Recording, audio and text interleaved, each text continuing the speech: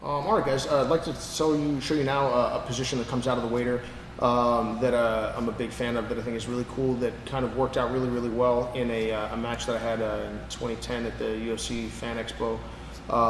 It was the first UFC-oriented thing I ever did, actually. It was against a guy named Hermes França, who was real tough and a little big. And I was also dead-ass tired and sick from being super sick for a week and doing all that. So long and short of it, it was nice to be able to utilize positions that were not clashing, but that were controlling and were connected to do my best in that match. And also what's kind of cool is recently we had a guy named Zach Alini from the gym win the Nogi World's adult middleweight purple and hit this exact same sequence on someone, a really tough opponent. So that was pretty cool to see that kind of work out. So here's how it's going to go.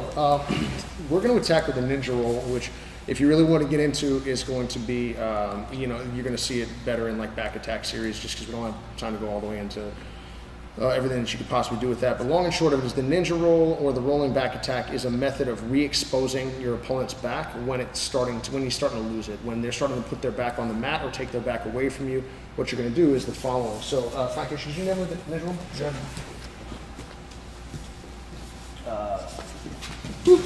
Whoa! It's pretty sweet.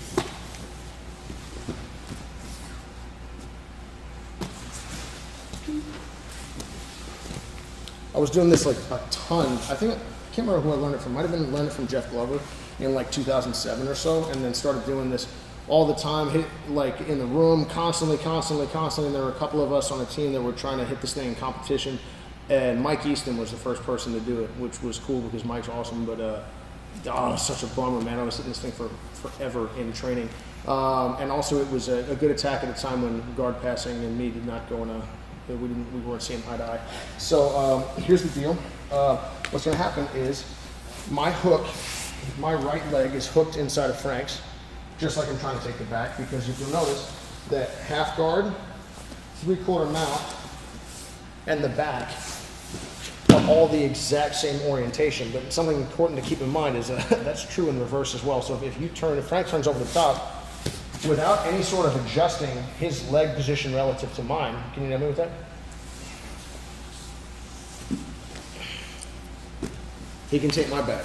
So this is one of those ones where as people become better, I think you use it a little bit less. So you use it less to like actually get the back because they can, it's not as one-sided as it can look. But once you start to understand how this position can function and how to like snatch it and then let it go when necessary, it's going to be a great method for re-exposing or exposing your opponent's back in transition. So here's how it goes down. I went and tried to bump Hermes out the back, shifted and tried to climb to his back, and he sat.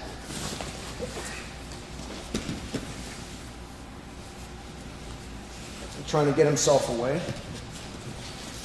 Bless you, behind the camera. Just let it happen, baby.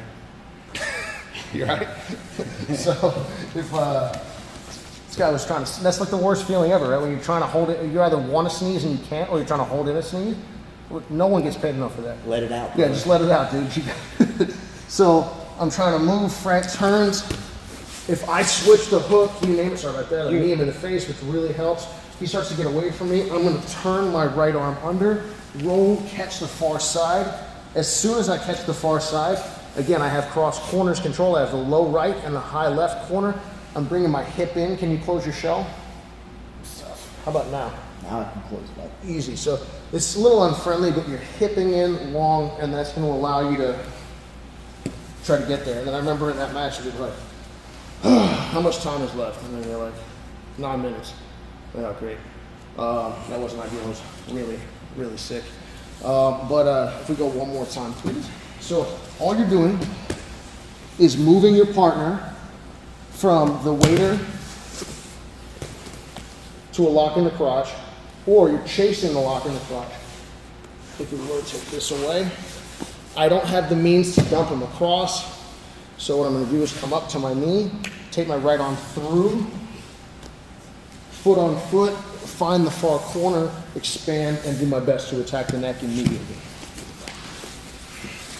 Maybe one last time for real this time.